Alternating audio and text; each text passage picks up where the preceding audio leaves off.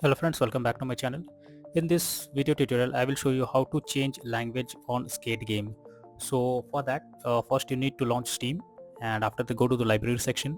Now select your game, right click on it, click on properties, and now under general here you can see the language option. It's already selected as English.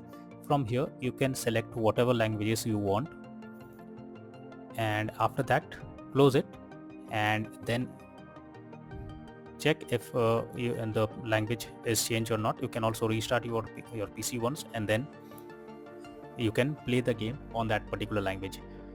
If you want to change it back to English again, then come back uh, under the library section, select your game, right click on it, click on properties. Now under general, select again language option, and here you can select English option, and then check if the language is changed or not. So by doing this step, you can easily change the language according to your wish on Skate game. So that's all for now in this video. Thank you.